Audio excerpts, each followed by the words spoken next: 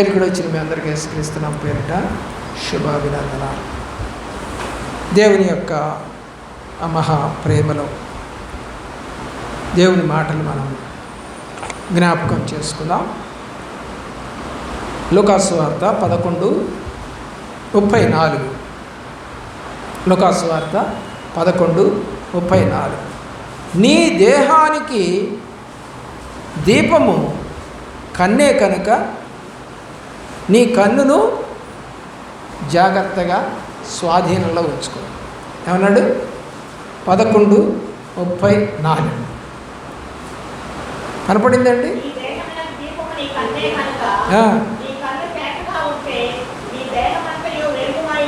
ఇప్పుడు దేహం అంతా కంట్రోల్లో ఉండాలంటే దేని మీద ఆధారపడుతుంది? కన్ను మీద. మరి తన దేహాన్ని కంట్రోల్లో ఉంచుకోకుండా మొదట్లోనే తప్పిపోయిన మనిషి ఎవరండి? అవ్వ. ఆదికాండం 3వ అధ్యాయం 6వ వచనం. ఆదికాండము 3వ అధ్యాయము 6వ వచనంలో స్త్రీ, చూడండి ఎవరంట? స్త్రీ, పురుషుడల్లా, స్త్రీ. బాగా గుర్తుపెట్టుకో.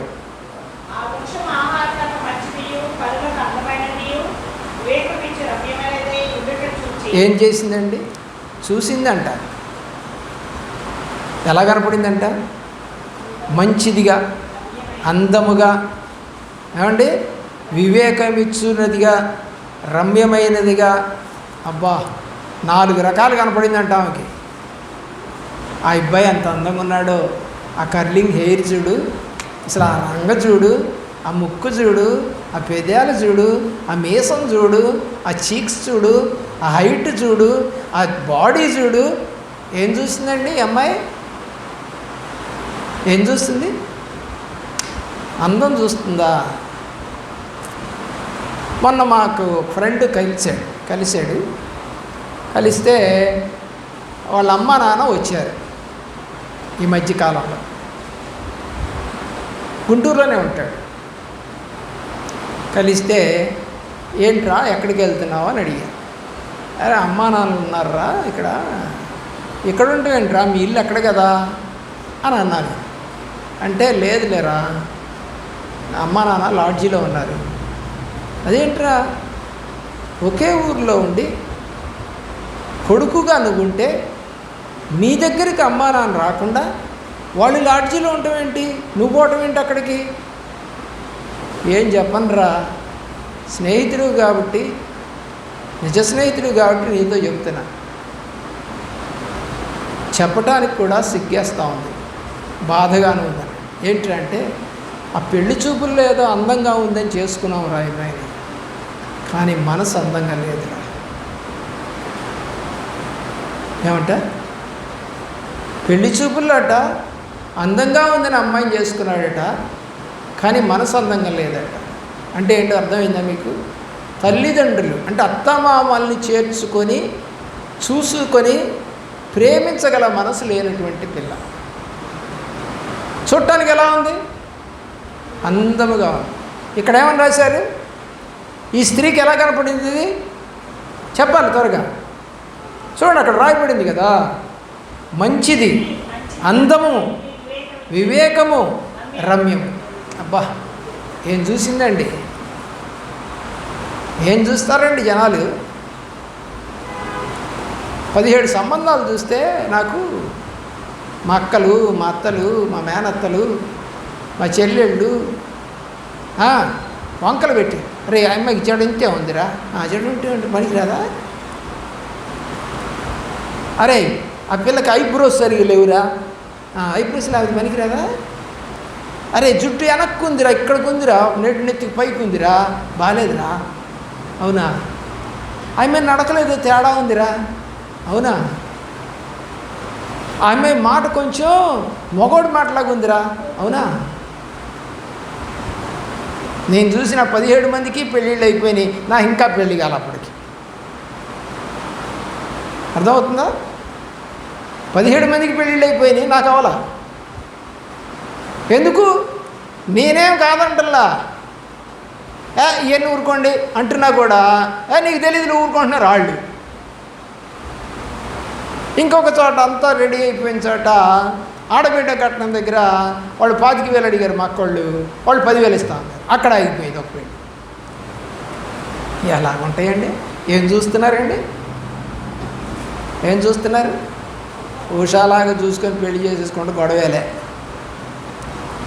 ఎవడు మాట్లాడే పనిలే. అమ్మ, అక్క, అన్న, చెల్లి ఎవడున్నా సరే నోరు పోయి పక్కన బంద్, నా ఇష్టం.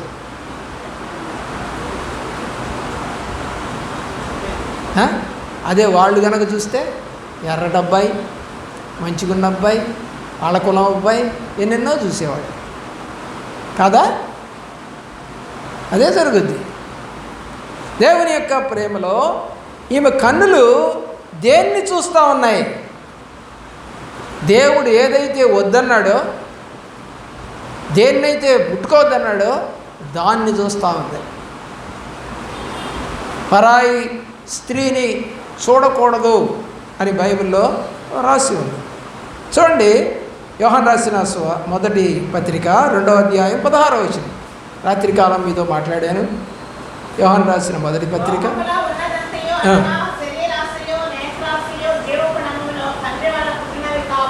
ఏం చూస్తుంది ఇప్పుడు?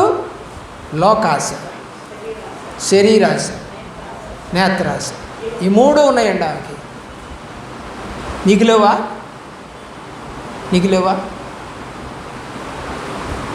నాకు నేత్రాశే లేదండి. బైబిల్లో ఈ నేత్రాశ కలిగిన వాడు ఒకడున్నాడు. వాడే ఏశావు. ఏం జరిగిందండి?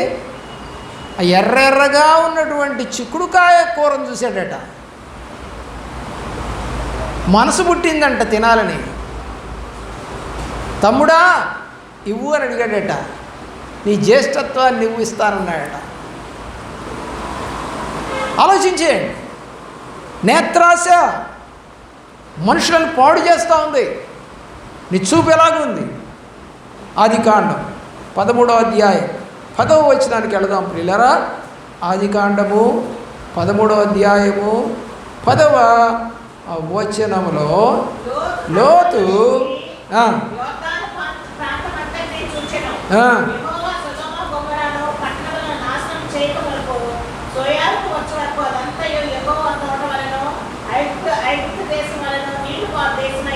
పాపము చేసే పట్టణాన్ని చూశాడు.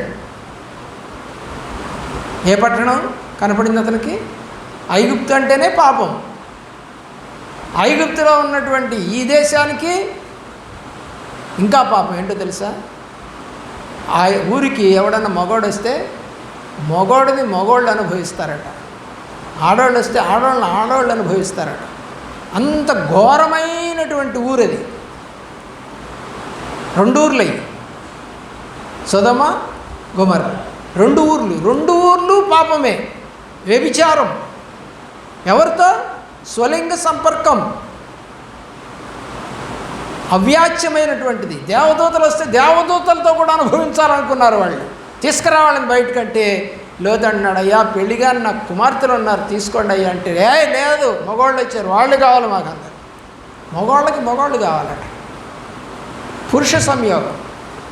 పాపం, భలే పాపం. సొదొమ గొమొర్రాలో దేన్ని చూస్తూ ఉన్నారండి? లోతు దేన్ని చూశాడు? ఐగుప్తు వైపు చూశాడు. కొరింథీయులకు రాసిన మొదటి పత్రిక 10వ అధ్యాయం 25వ వచనం. కొరింథీయులకు రాసిన మొదటి పత్రిక 10వ అధ్యాయం 25వ వచనములో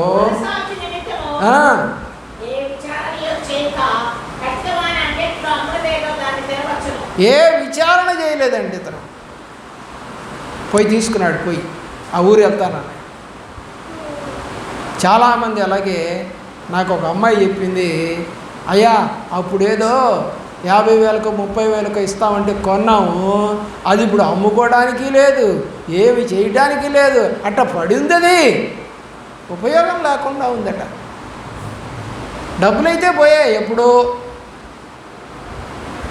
దేవుని యొక్క ప్రేమ ఆలోచన చేయండి. 3వ వ్యక్తిని గురించి చూద్దాం. సౌలు. మొదటి సమూయేలు గ్రంథం 18వ అధ్యాయం 9వ వచనం. మొదటి సమూయేలు గ్రంథం 18వ అధ్యాయం 9వ వచనం. కాబట్టి ఏ చూపు అంటండి? ఎవరండి దావీదు? దావీదు ఎవరండి? అల్లుడు. అల్లుడిని చంపడానికి చూస్తున్నాడండి. అల్లుడు మేలు చేశాడు మామగారికి. ఏం చేశాడు?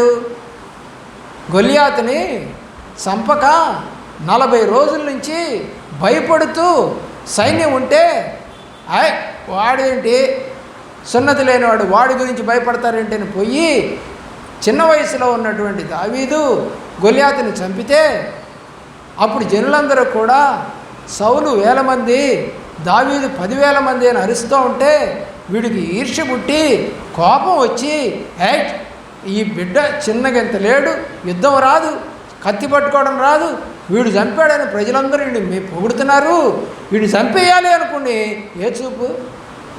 విషపు చూపు. అల్లుడినే చంపడం మంచిదేనా? మేలు చేసిన వాడికి కీడు చేయొచ్చా? బైబిల్ ప్రకారం చేయకూడదు కదా. ఇతను చేస్తూ ఉన్నాడు. దేవుడు అంటున్నాడు, ఈ అసూయ, ఈ ఈర్ష్య ఉండకూడదు ప్రియులారా. మత్తయి సువార్త 27వ అధ్యాయం 18వ వచనం. మత్తయి సువార్త 27వ అధ్యాయము 18వ వచనములో,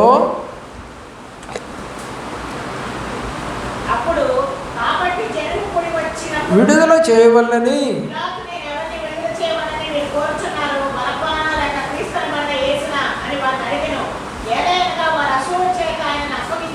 ఎలాగ అప్పగించారంట యేసుప్రభుని? అసూయ. ఉండొచ్చా? ఎవరు పోని అతను? యేసుప్రభు వారు వాళ్ళోళ్ళే, యూదులే చేస్తూ ఉన్నారు. అసూయ చేత ఆయన్ని అప్పగించిరి అని ఎవరు తెలుసుకున్నారు? దేవుని ప్రేమిస్తున్న ప్రియులారా, ఆ యొక్క పిలాతు తెలుసుకున్నాడు, ఆ గవర్నర్ తెలుసుకున్నాడు. మరి వీళ్ళకి తెలీదా? తెలుసు. అసూయ ఉంటే ఏదైనా చేసేస్తారు. మామగారికి దావీదు మీద అసూయ, చంపడానికి చూస్తూ ఉన్నాడు. ఏ చూపు చూస్తున్నావు? ఆదికాండం 37వ అధ్యాయము 11వ వచనం. అతని సహోదరులు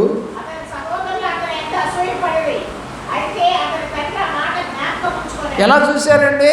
యోసేపుని అసూయతో చూశారు. ఎందుకని? వాళ్ళ నాన్నగారు యోసేపుని ప్రేమిస్తూ ఉన్నాడు, చివరిగా పుట్టినోడని. అంగీ కుట్టించారు, చక్కని అంగీ. కానీ మిగతా వాళ్ళందరికీ ఏమనిపిస్తుంది? పెద్దవాళ్ళందరికీ, అన్నలకి అసూయ. ఏ చూపు చూస్తూ ఉన్నావు? ఈ రోజున చాలామంది కుటుంబంలో మా అమ్మాయి మంచిదండి, వాడు మా కొడుకు మంచోడు కాదండి అని అంటదంట తల్లి. అదేంటి? అవునండి, మంచోడు కాదండి. ఒకే కడుపున పుట్టారు, కానీ ఒకళ్ళంటే ప్రేమ, మరొకరంటే ద్వేషం. ఎందుకని? ఒకే కడుపున పుట్టారు కదా, ఒకే తండ్రికి పుట్టిన వాళ్ళే కదా, ఒకే ఇంట్లో పాలు తాగి పెరిగిన వాళ్ళే కదా, ఒకే చనుబాలు తాగిన వారే కదా. కాదా? కొడుకు తాగాడు, కూతురు తాగాడు. కానీ ఒకళ్ళ మీద ప్రేమ, ఒకళ్ళ మీద అసూయ ఎందుకు? అలా చూపడానికి గల కారణం ఒకటే, దేవుని ప్రేమ నీలో లేకపోవడం. అర్థమవుతుందా?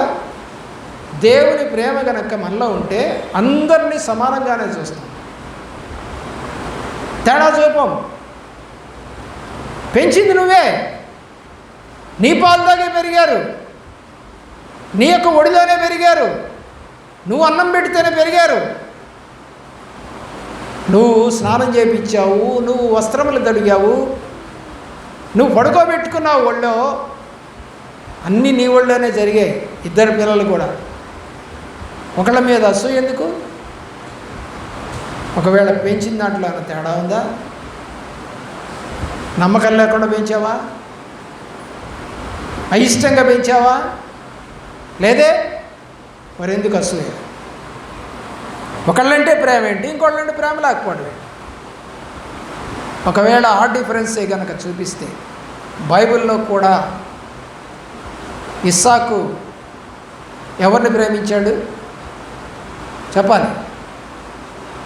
ఇస్సాకు ఏశావుని ప్రేమించాడు, రెబెకా యాకోబుని ప్రేమించాడు. బైబిల్లో కూడా అలాగే ఉంది,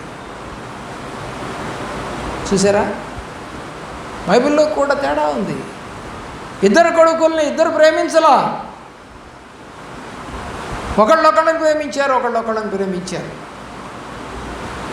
ఒకే కడుపును పుట్టినటువంటి పెద్ద కొడుకుని మోసం చేసింది తల్లి, తండ్రిని మోసం చేశాడు చిన్న కొడుకు.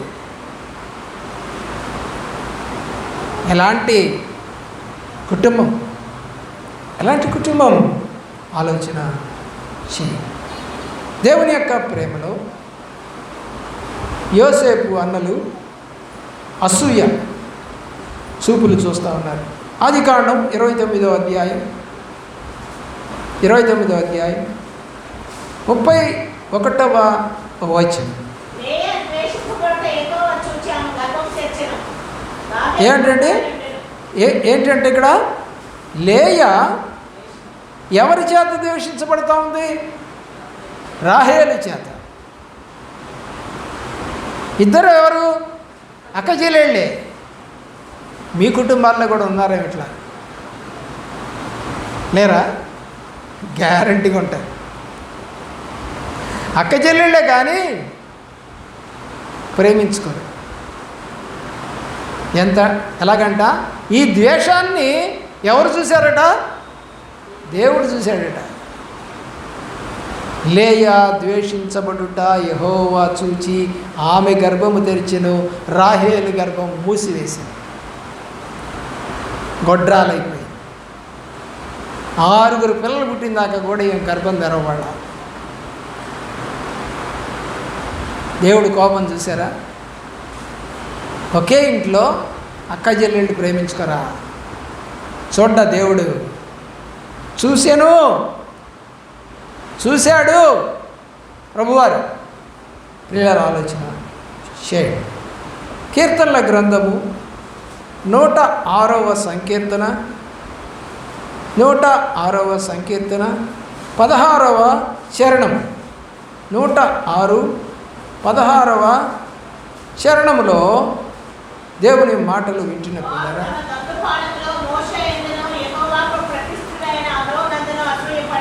నడిపిస్తున్నటువంటి మోషే మీద,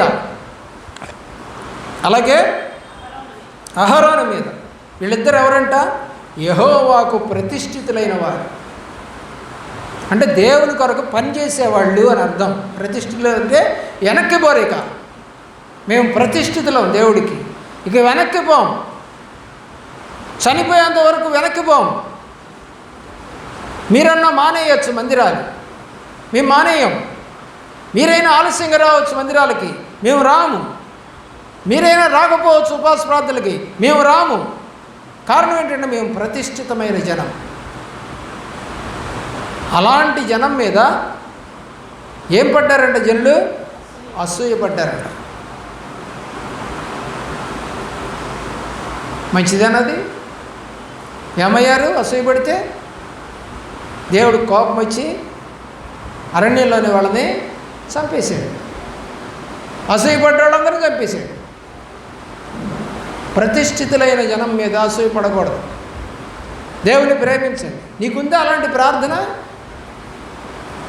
నువ్వు ఉపవాస ప్రార్థనలు చేస్తున్నావా? నువ్వు టయానికి వస్తున్నావా? కాబట్టి నువ్వెవరు? ప్రతిష్ఠితమైన జనం కాదు. మీరు ప్రతిష్ఠితులు ఎప్పుడూ కూడా ఆలస్యం చేయరు. గుర్తుపెట్టుకో. దేవుని యొక్క ప్రేమ. అసూయ పడకూడదు, నష్టపోతారు. న్యాయాధిపతుల గ్రంథం 16వ అధ్యాయం 21వ వచనం. కన్నులు కూడా తీసేశారండి సంసోని. 16:21.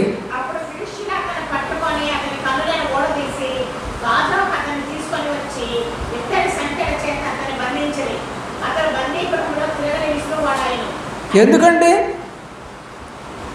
అసూయ. ఫిలిష్తీయులకి సంసోను మీద అసూయ.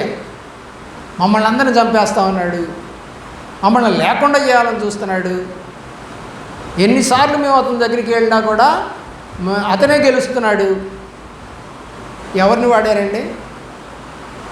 సంసోను పడిపోవటానికి ఎవరిని వాడారు చెప్పండి? ఒక వేశ్యని వాడారు, ఒక స్త్రీని వాడారు. ఈ రోజున స్త్రీలోలు ఎంతమందో అమ్మాయిలతో తిరుగుతూ డబ్బులన్నీ వాళ్ళకి ఖర్చు పెడుతూ ఇంట్లో ఖర్చు పెట్టకుండా ఉంచుకున్న దానికో ఉంపుడు దానికో పోతున్న దానికో డబ్బులు విరివిగా ఖర్చు పెట్టే మగవాళ్ళు లేరా? అది పాపమని ఆ స్త్రీలకు తెలియదా?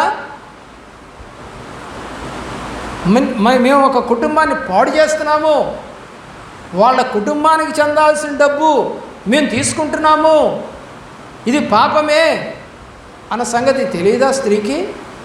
పురుషుడికి తెలియదా? తెలుసు. ఒక స్త్రీ ఒక బలవంతుడైనటువంటి సంసోన్ని పడేసింది. ఎలాగా? ఒళ్ళో పెట్టుకొని తలకాయ.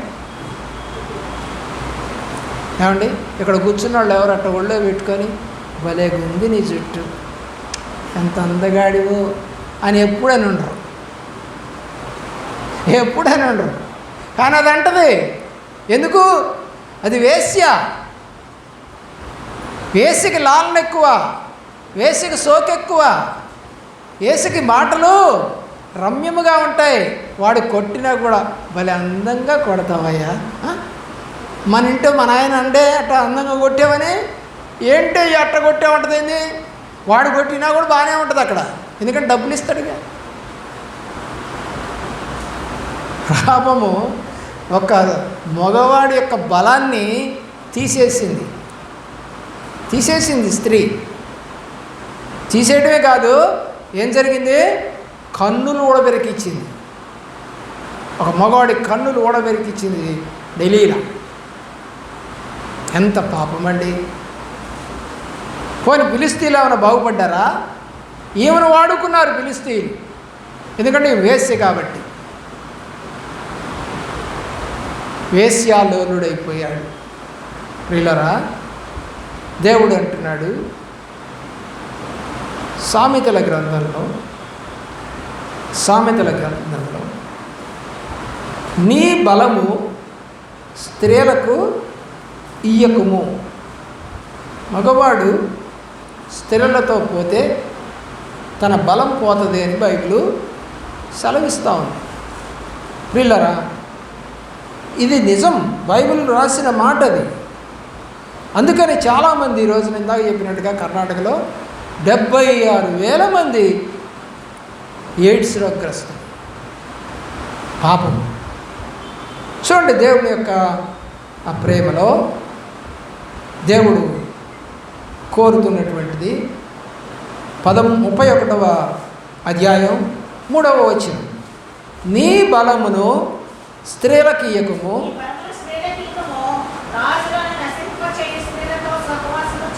ఎవరిని నశింపజేస్తుందంట స్త్రీ? రాజులను కూడా నశింపజేస్తట. అలాంటి వారితో సహవాసము చేయబాకు. నీ బలాన్ని, అంటే శారీర బలాన్ని తీసుకునేది స్త్రీ, పురుషుడి యొక్క బలాన్ని కాజేసేది స్త్రీ. శారీర పరంగాను తీసుకుంటుంది బలాన్ని, ఆర్థిక పరంగాను తీసుకుంటుంది డబ్బుని, ఇజ్జత్తుని తీసేస్తుంది. అన్నీ చేసేది స్త్రీయే. ప్రియులరా, అలా ఇయ్యొద్దు నీ బలాన్ని స్త్రీలకి. ఎవరు పడితే వాళ్ళతో వెళ్ళొద్దు. నమ్ముతున్నారా? పురుషుడి కన్నా జ్ఞానం ఉందా పోకూడదని? ఆలోచన చేయండి. సంఖ్యాకాండం 22వ అధ్యాయం 31వ వచనం. 22:31 వచనం.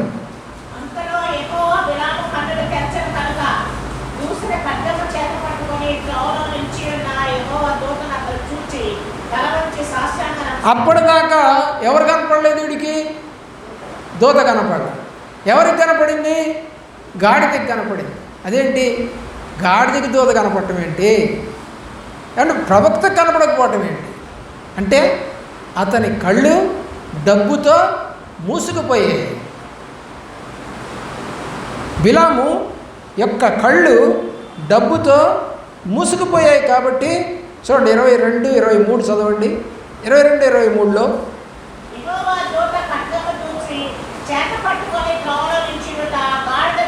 ఎవరు చూశారు? గాడిదకి కనపడిందంట, కానీ ప్రవక్త కనపడలేదంట. ఓ విశ్వాసి, నీకు కనపట్టలేదేమో దేవుడు, అవిశ్వాసైనోడికి కనపడుతుందేమో. ఆలోచించే. విశ్వాసికి కనపట్ల, ప్రవక్తకు కనపట్ల కళ్ళు, గాడిదకి కనపడుతున్నాయి చక్కగా మనోనేత్రాలు. ప్రియులారా, 2 పేతురు పత్రిక 2వ అధ్యాయం 16వ వచనం. ఆ బిలాము దుర్నీతి వలన కలుగు. ఎందుకు కనపడలేదు ఇతనికి కళ్ళు? దుర్నీతి వలన కలుగు బహుమానాన్ని చూస్తూ ఉన్నాడు, దాన్ని చూస్తూ ఉన్నాడు. ఇంకేం కనపడతాయి కళ్ళు? పాపపు డబ్బు కనపడితే ఇక దేవుడు కనపడ్డు, సంఘం కనపడదు, యాజకుడు కనపడ్డు, సేవకుడు కనపడ్డు. చాలేవయ్యా, నీ సంఘానికి వస్తే రూపాయి మేమే ఇవ్వాలి, ఇక్కడికి వెళ్తే మాకు డబ్బులు వస్తాయి. డబ్బులు కనపడే చోటకి పరిగెత్తుతారు జనాలు, దేవుడు కనపడే చోటకి రారు. దేవుని ప్రేమిస్తున్నాడు. ఏది మంచిదో అర్థం కావట్లేదు. రాజుల మొదటి గ్రంథం 21వ అధ్యాయం 7వ వచనం. 21వ అధ్యాయము 7వ వచనం. దేవుని యొక్క ప్రేమలో అందుకు అతని భార్య అయిన యెజెబెలు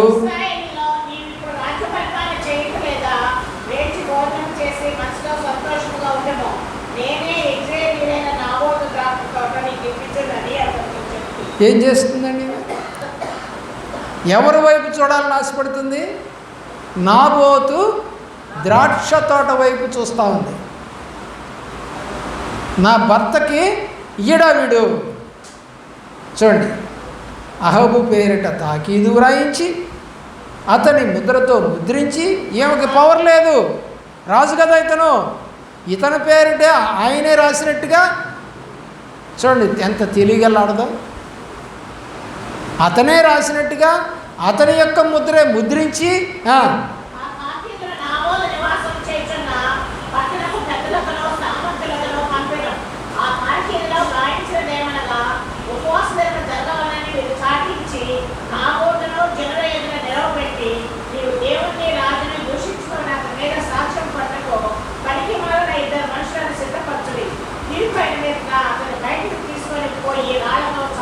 దేని మీదండి చూపు?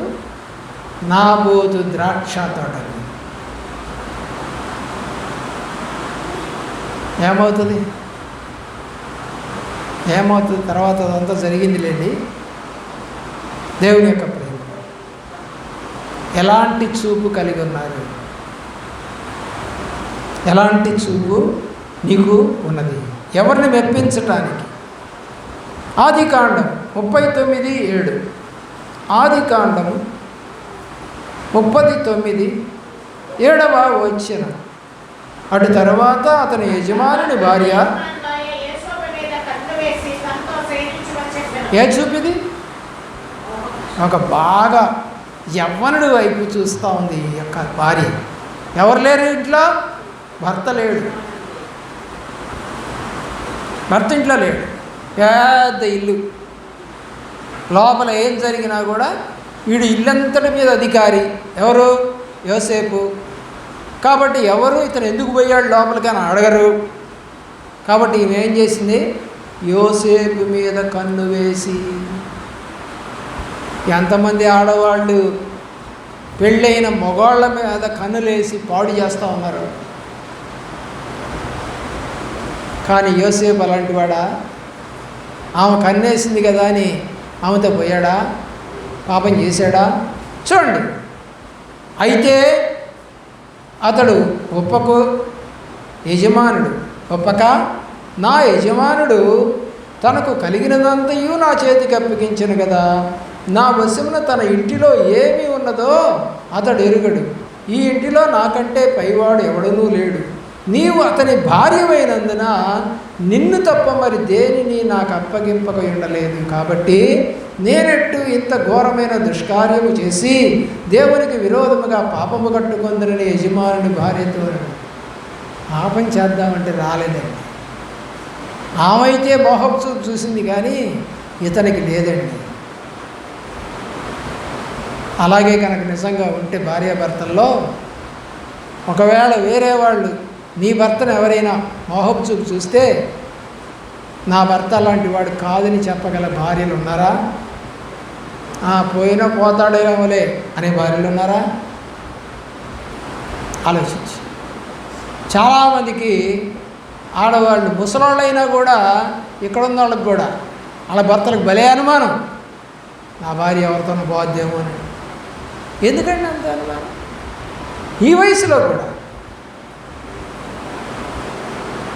చేతులు ఉడిగిపోయినాయి, శరీరంలో బలం పోయింది, ఎవరితో కూడా ఇప్పుడు అనుభవించే శక్తి లేదు, అయినా కూడా అనుమానమేనా? ఉంటుంది కొంతమందికి. కానీ ఈ యొక్క భార్యకి ఇలాంటి బుద్ధి ఉంది కానీ ఆ ఇంట్లో పనోడికి లేదు ఆ బుద్ధి. ఎవరతను? హెబ్రీయుడు. వాళ్ళెవరు? ఫిలిస్తీన్లు పాపాన్ని చేస్తారు ఎక్కువ, హెబ్రీలు చేయరు. గుర్తుపెట్టుకో, నువ్వు హెబ్రీయురాలువా పాపం చేయవు. నువ్వు కనుక ఫిలిస్తీయురాలువి లేక ఐగుప్తురాలు అయితే ఇష్టం వచ్చిన పాపం చేస్తావు. ఆ ఐగుప్తురియాలి, అందుకనే పాపం చేయడానికి ఇష్టపడతాం. ఐగుప్తు అంటేనే పాపం. దేవుని ప్రేమలో ఇంకొక మాటను చదివి మనము ముగిద్దామండి. ఆదికాండం 19వ అధ్యాయం 16వ వచనం. ఆదికాండం 19వ అధ్యాయం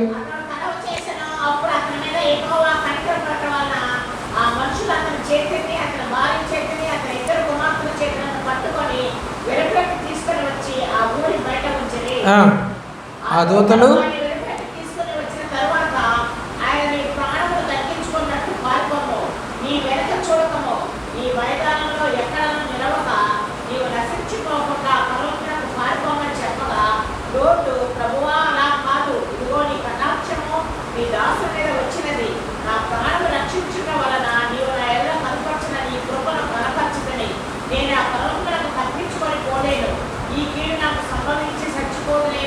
చాలు 26కి రండి. అయితే ఏం చూసింది? పాపపు పట్టణమైనటువంటి సొదొమ గొమొర్రాల వైపు చూసింది. వద్దన్న పట్టణం వైపు, పారిపోమన్న వైపు చూడకుండా ఈ పట్టణం వైపు చూసి ఏమైపోయింది? నాశనం అయిపోయింది. నాశనమైనటువంటి పట్టణం వైపు చూడకూడదు. పాపపు సొమ్ము వైపు నీ కళ్ళు చూడకూడదు. అక్రమపు సొమ్ము వైపు నీ కళ్ళు చూడకూడదు. దౌర్జన్యం చేసి తెచ్చుకున్న సొమ్ము వైపు నీ కళ్ళు ఉండకూడదు. మర్డర్ చేసి తీసుకొచ్చిన డబ్బుల వైపు నీ కళ్ళు ఉండకూడదు. దొంగతనం చేసి తీసుకొచ్చిన డబ్బుల వైపు, నగల వైపు నీ కళ్ళు ఉండకూడదు. పాపము చేస్తున్న దేశం వైపు చూసింది. మంచి దేశానికి పోమ్మా అని దేవదూతలు చెప్తే, నేను ఇక్కడే పెరిగాను, నేను ఇక్కడే పిల్లల్ని కన్నాను, మాకు ఇల్లు ఉంది, అక్కడ ఆస్తులు ఉన్నాయి. ఏం చూసావు? కాలిపోతున్న పట్టణాన్ని చూసావు. ఏమైపోయావు? ఒప్పుస్తాను, చచ్చిపోయింది. నువ్వు కూడా అలా వెనక్కి చూడకు. ప్రభు దగ్గరికి వచ్చిన తర్వాత వెనక్కి చూడకు. నీ చూపు అలా ఉండకూడదు. ఉందా? నీకు కూడా మరణము సంప్రాప్తిస్తుంది. బాహ్య మరణం కన్నా అంతరంగ మరణం జరుగుతుంది. అంటే ప్రభువులో చచ్చిపోతాం. బతికొండొచ్చు కానీ ప్రభువులో చచ్చిపోతాం. ఏ కనులు నీకు కావాలి. ఇవన్నీ ఏంటండి? చెడ్డ నేత్రాలు, పాపపు నేత్రాలు, పాపపు చూపులు, చెడ్డ చూపు. దేవుడు చిత్తమైతే సాయంకాలం మంచి చూపులు ఎలాగున్నాయో సలవారి పాలనలో చెప్పుకుందాం. మోకరించండి, ప్రార్థన చేసుకుందాం.